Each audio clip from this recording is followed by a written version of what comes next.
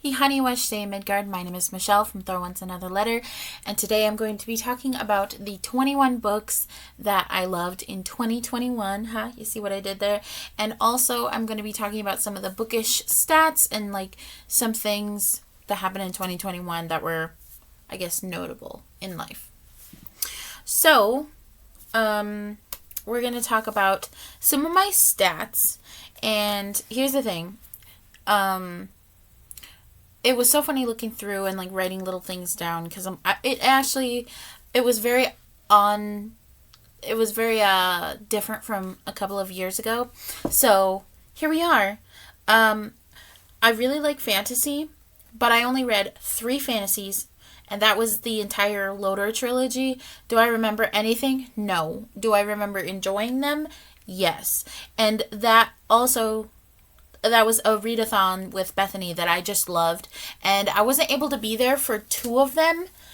I was there for the first one, but I couldn't be there for the other 2. There was a snowstorm, and then I think somebody got sick, or there was something that I think somebody was having a meltdown. I know that at one point I was like, it's not going to happen tonight.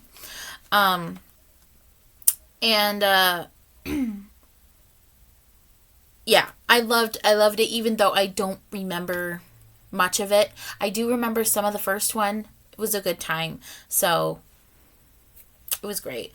And just getting to talk to the people in the group when we had this group chat for the book, just getting to talk to them was just amazing.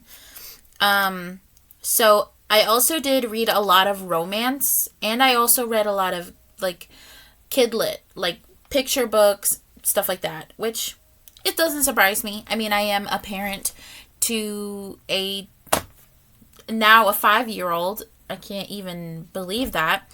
But we don't always read a lot of kidlit. He is a more visual, video games and things like that. But we occasionally have our fun with reading books and stuff.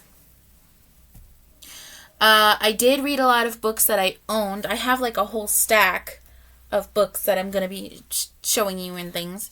So I'm pretty proud of that. Most of these were also ebooks too. I'm not one for ebooks. I just finally got into ebooks, reading a book with an audiobook. That helps me so much. So I enjoyed that a lot too. I also I only read 1 book from my 2021 books to read list, and that was Firekeeper's Daughter, and the rest of them I have not read. It's so sad because I have so many cool fantasies, but I have not read them yet. I plan to. Then we have I had an average 4.2 star rating for the entire year. So most of the books that I read I did enjoy. Some of them I did not. I had only 2 or 3 below 3 stars and below, so I'm pretty happy about that. Then I read 104 days out of 365 days.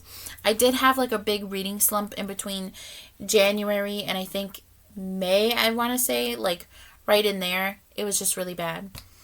And then I gained 228 subscribers in 2021. So thank you to those who have stuck around or who are just now showing up. You're great. Some cool things that happened, minimal cool things. I did get a promo package for My Heart is a Chainsaw. It came with 2 postcards and this a hotel key fob. I put that on my keychain instantly, and I have not lost my keys since, and I think it's because that is a lucky keychain or something. Now that I say that, I'm gonna lose my keys, but it's amazing. I love it. And I also got a pin and some pink hair dye, which I don't plan on dyeing my hair anytime soon, but it's really cool to just have it, you know? And then I also got a promo package for White Magic by Alyssa Wishuda. Yes. And that one I got a little postcard thing, as well as a candle and it came in like this gold wrapping. It was so pretty. So that was super fun. And I did get like some books from Penguin. Like, it's always fun to get books from publishers because you see like how much care they put into the packaging, and like also got to be on the Volumes app. I got a couple of arcs via the Volumes app, and then like you can get a free audiobook like your first time around. So that's one of the books that I'll be talking about, that's how I got one. So that was a great time. A couple other things that I got to do this in 2021 was all of the like the live shows that I was on between my friend Bethany and my friend Margaret, as well as Rachel, because we did have the Feminist as Fuck book club. So we did have a lot of fun there. I would say I'm hoping that here in 2022 I'll be able to like be on live shows other than like my friends, because I love my friends, but I would really love to connect with other people that I haven't been on live shows with already. And that's on me to like connect and ask to do things, but communication, so I got to do Vault-a-thon with Margaret. That is always a good time. And we read Spoiler Alert, which is one of the books I'll be talking about. And we also watched Robin Hood. I promise I'm not tired. And then I got to do an entire readathon with Cal and Margaret, Brianna, and myself.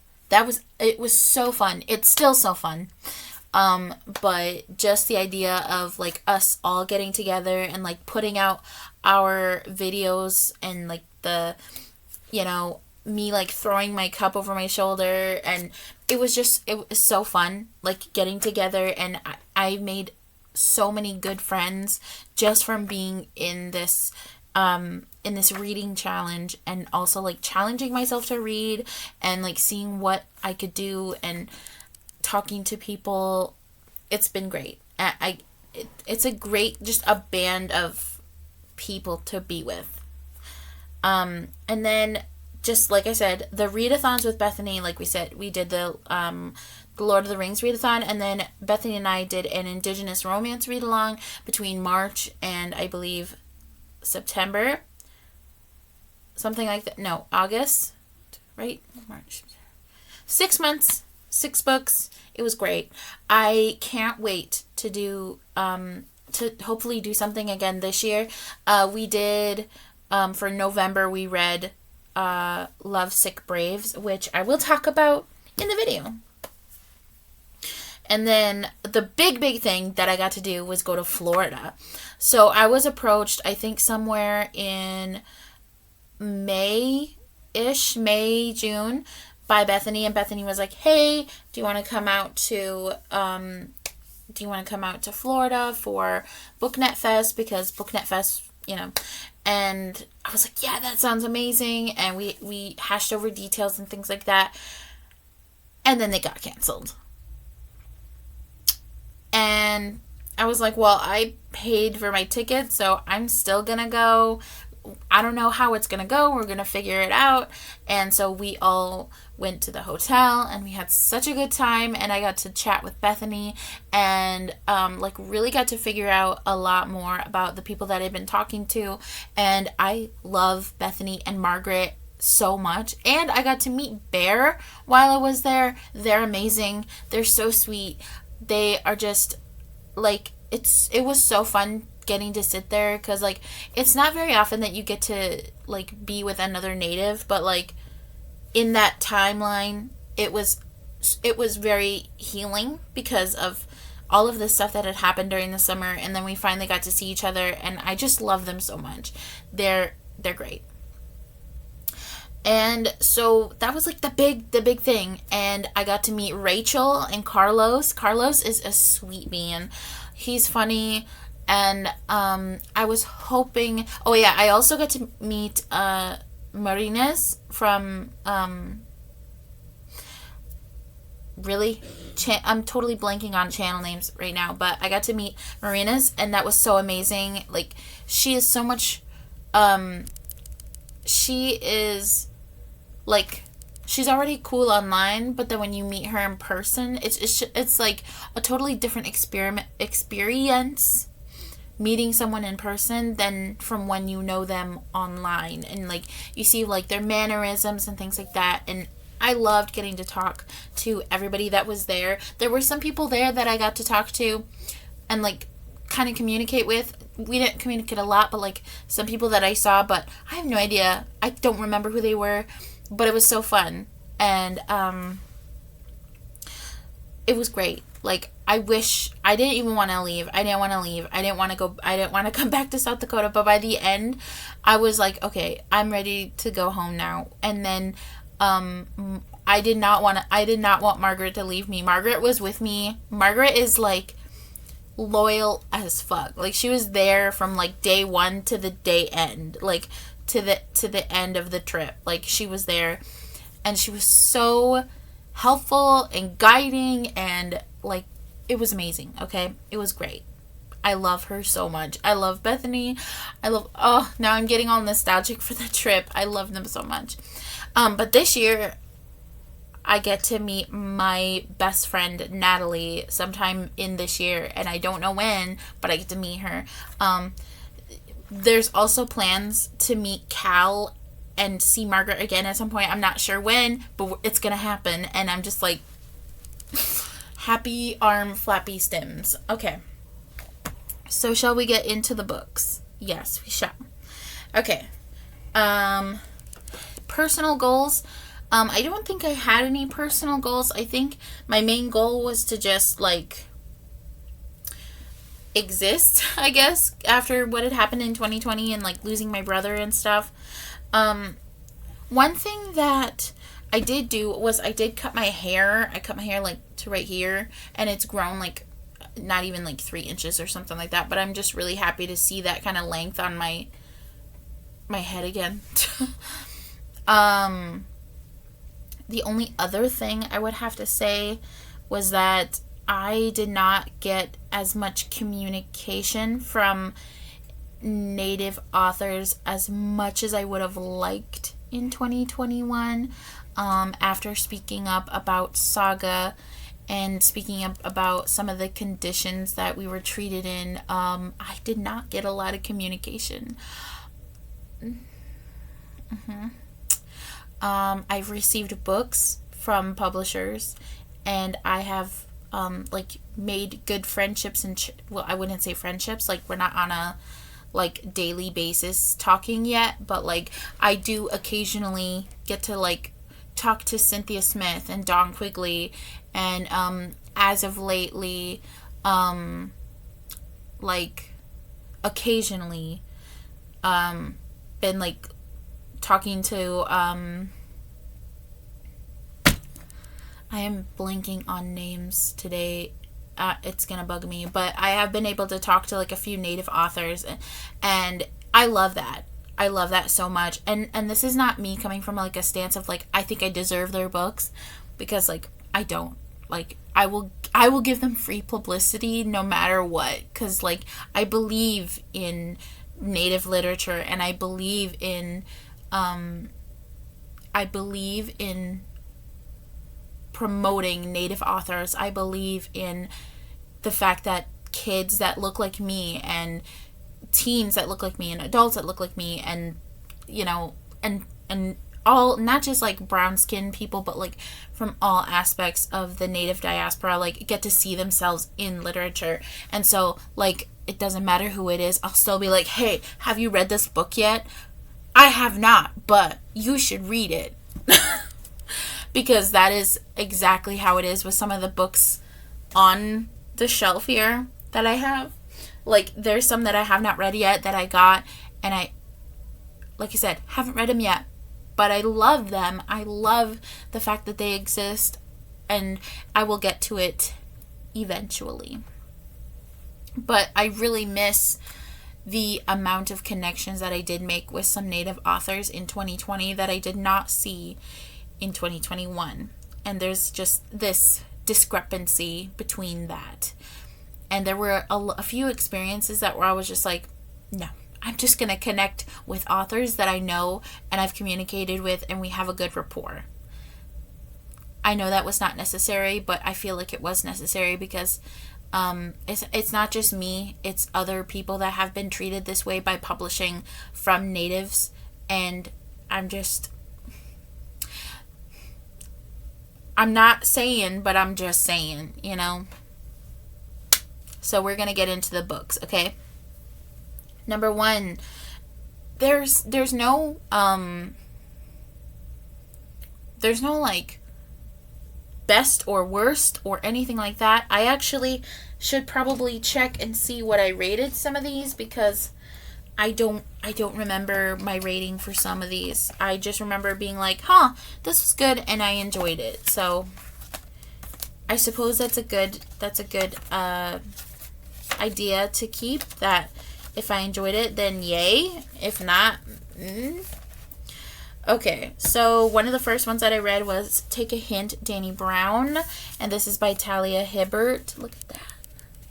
And it also has Talia Hibbert's thing in the back. I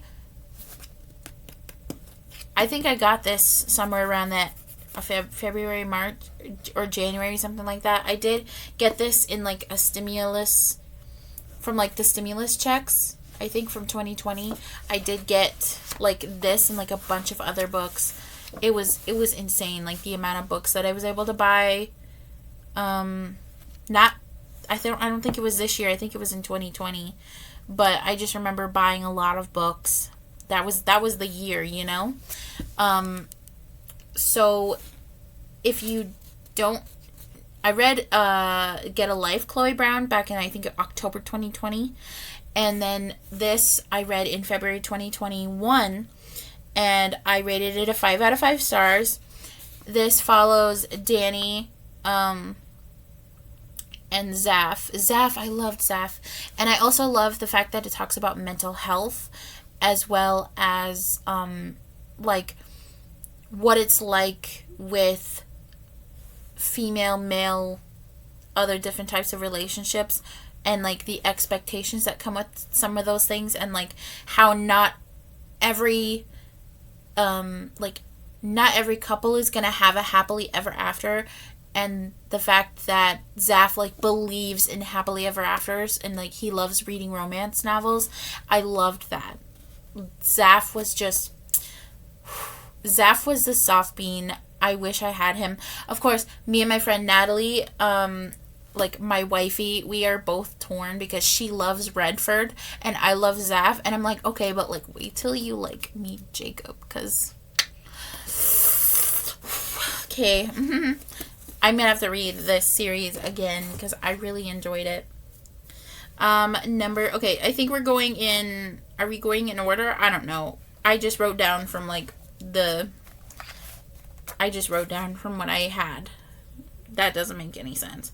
Okay, the second book that I read was The Roommate by Rosie Dannon, and this I rated 4 out of 5 stars, I think.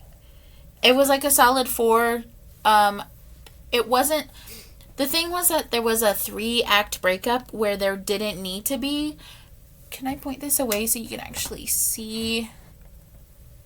Can you actually see the book cover? See, I like this book cover because I thought it was really cute with the whole, like, the hearts and things, and, like, I don't know. This kind of, like, looked like Rachel McAdams for some reason. I don't know. But I really enjoyed, the characters, their overall connection with each other, and, there's also a little bit of spice in there that I really enjoyed between, I think his name is Josh, and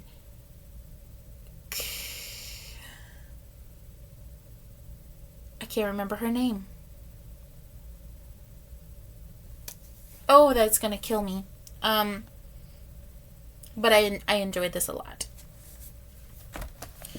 next book we're talking about is Seducing His Secret Wife. Oh, I read a lot of Native books this year too, but not a whole ton. But there were quite a bit of, especially in November. But like I said, hoping to change that. So we have Seducing His Secret Wife. This was the August?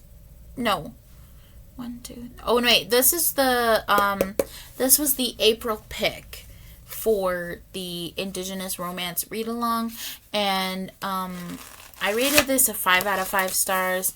This is about Justin and Serena. And Justin and Serena get married in Vegas. And then they have to, like, get it.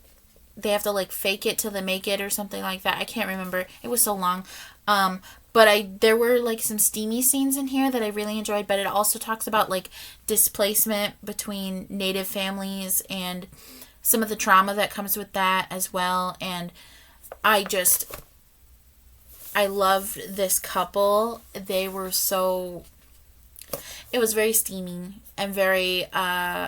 like, the chemistry between the two, you could tell he really cared about her, and she was just very much walls up, which, if you didn't know, a lot of Native girls, like Native women, have their walls pretty high. Me, personally, I definitely do, and somehow he was just able to, and he got up in there, and, like, it was good. It's a Harlequin romance written by Robin Covington. It was great. I loved it. Alrighty. Next we have is Rain Is Not My Indian Name. Ooh, okay. Rain Is Not My Indian Name by Cynthia Letic Smith. Oh. This one I rated a 4 out of 5 stars, and I still stick with that rating. So this is about grief. This is about a girl. She's like 14 or 15, I think. I know she's pretty young. This is like supposed to be a middle grade, but this is definitely when you're in that age range or something like that. I can't remember. I want to say she's like 15.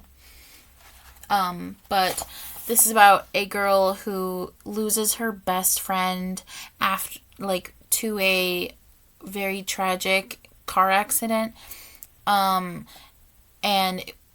like, the way that she behaved and, like, the way that she felt about him was very protective, and so she is going through this, and people are finding out, like, they were together the night he died, and there's some mild, like, I wouldn't say slut shaming, but there is some kind of, like, shaming in general that, you know, because they were together, like, oh, what were you guys doing at so-and-so hour, and why were you two together? And she has to also she gets asked to go to this camp or something like that for Native kids, and she doesn't want to do that. She wants to be a journalist, and so she decides that she's gonna cover it for, I think, the paper or something like that.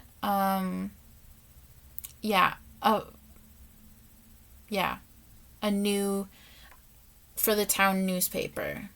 She thinks, does she want to stay professional, or does she want to immerse herself in it? And so she has these, while she is also grieving, she is also recounting moments that were, like, leading up to her friend's death, and, like, some of the things that you see from different characters. And I still remember this being so good, even though it's literally, like, thin as heck. I would still recommend this. I wish that it would have been a little bit more explored, because it's less than 200 pages, but I just the writing in this was just, it tugged at my heartstrings, you know. I just remember crying when I was laying there crying reading some of this, and just being like Cynthia Smith also sent this to me personally. I think I caught something in between that time, and so I was just absolutely miserable, but I was reading this and I was in love with it. All right. Next we have Jojo Mccoons, the used to be best friend. Okay, so I got an arc of this, and I got a copy from Heartbeat or Heart Drum. It's the. There we go.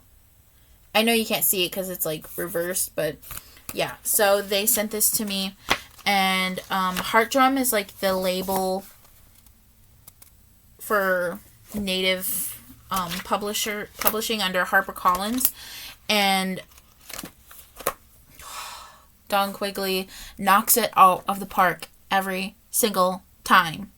Okay, granted, like, every author evolves from their debut to like whatever, and I'm so excited for the next one to come out. I'm so excited. I know it's a kid's book, but oh my god, this pulled at my heartstrings. Okay, so you have Jojo Mccoons, who I think she's in first grade, I want to say, and she is Ojibwe, and so there is like Ojibwe language in this, and there's also like the way intergenerational, I would say not intergenerational trauma, but in the way that certain trauma touches onto like little kids, and the way that little kids kind of like process that, and the way that, oh, this is just the way things are, kind of a thing.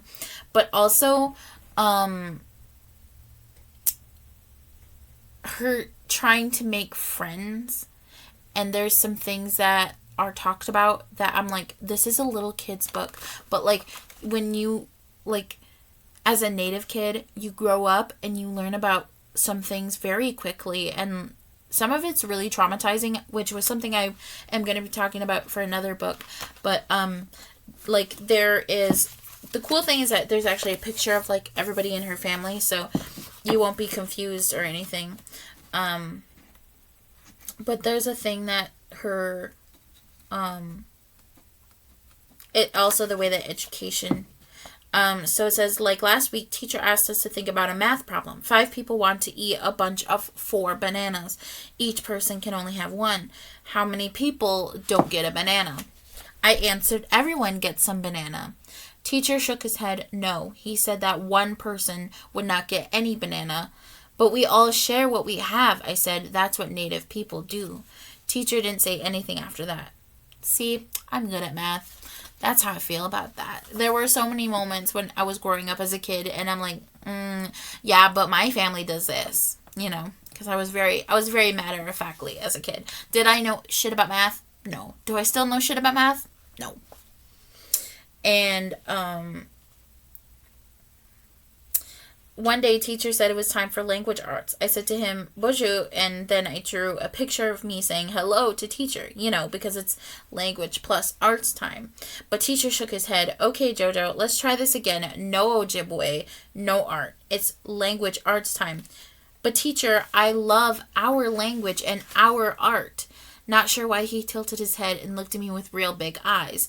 Then he took out a tissue to wipe his eyes after I said that. Must be what Kokum calls allergic. Kokum says she's allergic to tree pollen.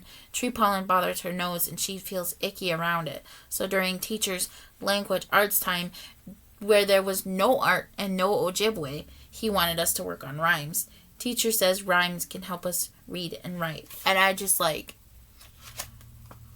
oh, she was trying to educate him about something, and he was like, oh, she's not getting what I'm talking about, which happens a lot. She has a lot of moments where, like, she's like, no, that's what this is for, and that's what that's about, which is what I love about her. I love her so much. She's just, like, the sassiest little 7-year-old that I just, you know, I just want to pick her up and give her a hug and tell her everything's going to be okay. That's my inner child I'm talking to. Then we have number 6. I'm pulling up the book covers. So we have The Passing. This is just ridiculously fucking bright. Okay, can we turn this? Can you still see it? Okay, you can. Okay, so this is The Passing Playbook by Isaac Fitzsimmons. You should go check out Alex from Pucks and Paperbacks. He has a great. He talks about that book a lot, which is. I remember we were getting I got the arc, and he also had like the physical copy, and I was like, I'm reading the arc right now, and he's like, okay, where are you at this point? Where are you at this point? Like, we were just back and forth. And he also got to interview Isaac Fitzsimmons. It is still on, I believe, his Instagram. I would go look for that. It was such a great interview to watch. I loved it. Okay, so the Passing Playbook is about this trans athlete, and I am very ashamed to say that South Dakota passed a thing. It was like the 10th state or something like that to be against trans athletes, and I hate it. I hate it so much, and this brings that up of like, because of this, and this, you cannot play for this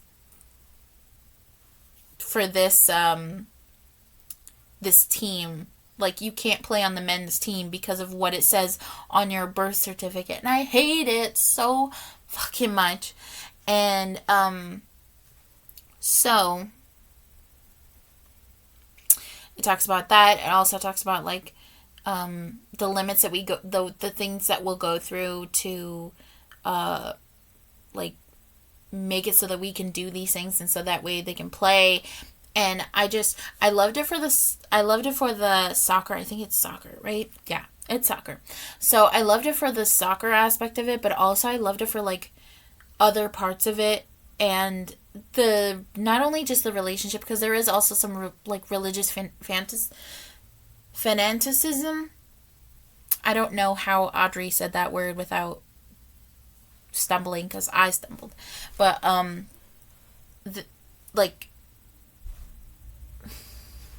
the person that the guy that the main character is interested in, he has very religious parents, and so he's not out to his family, and there is like closeted things and like some stuff that he says, and like all of it ties around religion, so there is some stuff in there too about that. But I just really enjoyed it. I can't wait to get a physical copy, so that way I can hold up a physical copy rather than an e-copy. But I personally really enjoyed the book, and I just wish that it was easier for trans athletes to play for the teams that they want to play for, and not just a co-ed thing, because it's not the same, you know? That's what I hate about it. So yeah, go check that out. And but if you're gonna go to Alex's page, don't just check it out for his reviews, but like also check out some of the other things that he has talked about, and some of the other things that he like some of the other books that he reads, because he has really good taste, and he has really good hockey recommendations, and he's also not gatekeepy. We love a king that is not gatekeepy about sports. And he also talks about like he likes to take trends that are like YouTube trends, and then he makes them kind of like bookish, and I love that. And also like the cadence of his voice, I just absolutely love it. Like there's certain sounds that he makes, and I'm just like, huh. And I also just love him a lot, so don't just check him out because he likes this book. Go check him out for other reasons. Right now, his current obsession is Icebreaker, which is a hockey book. But he's really good. Go check him out, okay? Just go do it. Number 7, which is another Alex favorite. I'm sensing a trend. Okay, but no, this one, actually, I read Sheets in 2020, and then Delicates came out in 2021, and I didn't read it right away when it came out, and then I got it.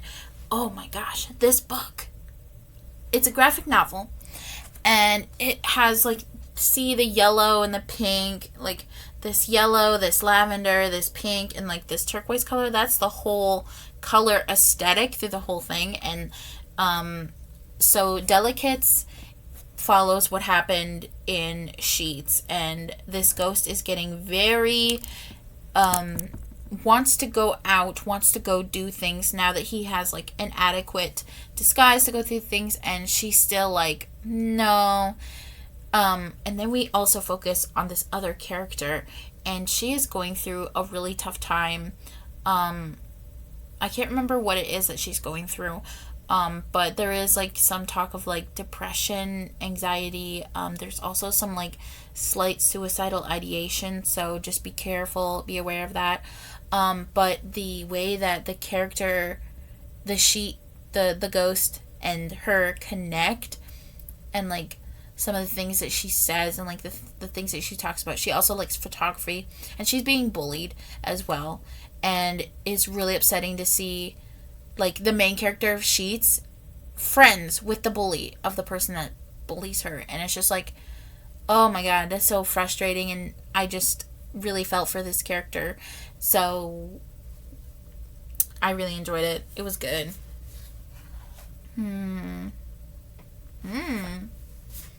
The next book that we have is Sanctified by Maggie Blackbird. This one I rated a 4 out of 5 stars, I think. Yeah, it was just because it ended so suddenly, I guess.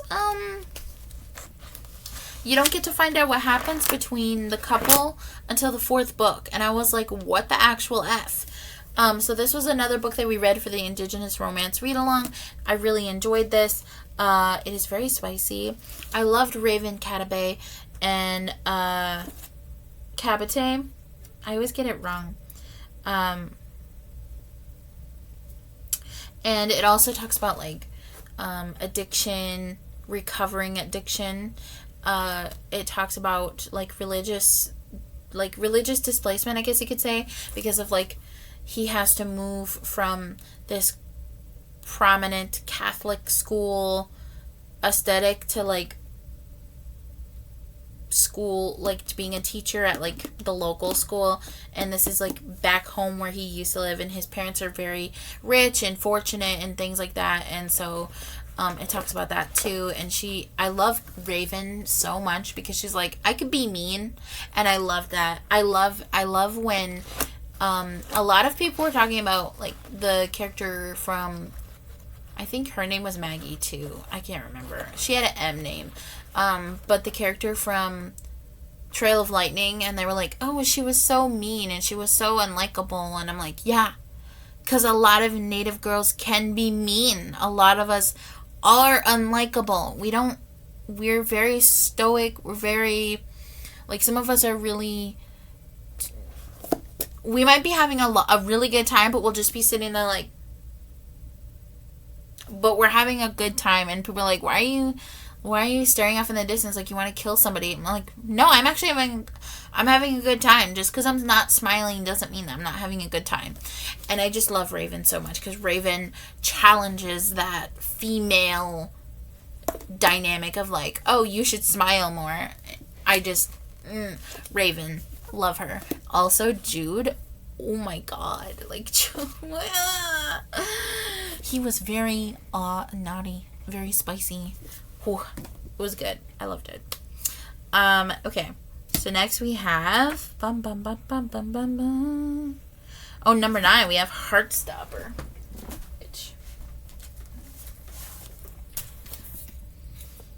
Heartstopper by Alice Oseman. I still haven't like really checked anything out else by Alice Oseman. I did want to check out, I think, Loveless or something. There were a couple books that I wanted to check out, but we have this.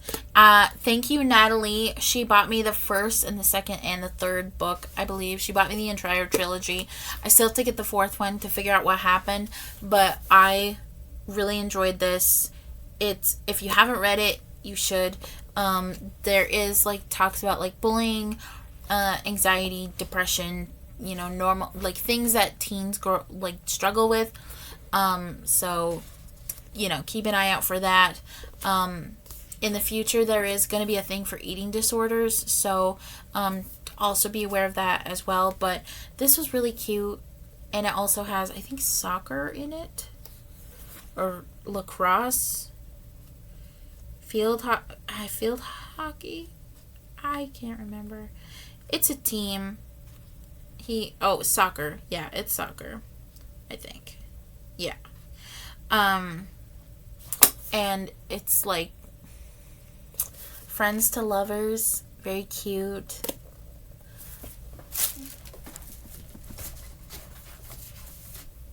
I wouldn't even really say lovers, but they just really care about each other. All right. This is going to have to be a part. This is going to have to be a different part because I am running out of time. Like, that is adequate. So, we're going to have to... We'll talk about one more, and then we'll go into a thing. All right. Next we have Tools of Engagement by Tessa Bailey, and this was recommended to me by Chandler from Chandler Ainsley.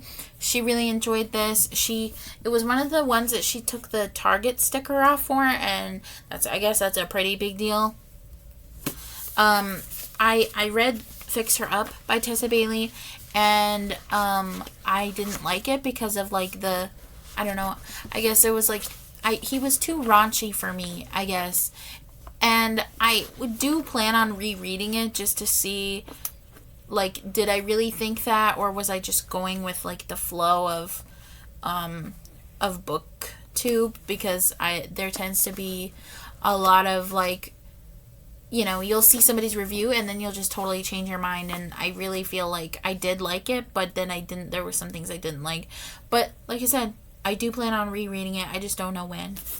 And so this is a hate to love, I guess you could say. For her, it is a hate to love. Him, it's just a, okay. So this is about the older sister, Bethany Castle. So there's Bethany and, what's his name? Wes? Yeah, okay. So Wes, he's from Texas, and he's, like, very not responsible. But then he ends up having to take care of his niece. And he all of a sudden becomes very responsible, very like, I have to look out for her. You know, I don't want her to end up in the same, like, to end up in some kind of situation. And so he takes care of her. And then you have Bethany, who is very cold, very, like, that's what she's called. Like, she's called cold. And she's very, like, controlling and does not really let loose or anything like that. So you do see, like, some slight tension between her and Wes, because Wes is very, although he is responsible for the child, he's like, whatever, like, and so you see the two of them kind of butting heads, but also they're doing it for a bigger reason, because her brother is challenging her to this, like, you know, what is that? It's that show, kind of like that show, Flip It, you know, where they flip houses. That's kind of like that. And she wants to prove herself that she can flip a house. Like, she can do this all by herself. And so you see, like, that also. Which, I mean, her brother seems kind of like a dick, but yeah. So, I did enjoy it. There were some very spicy scenes, and, like, Wes, oh my god, like,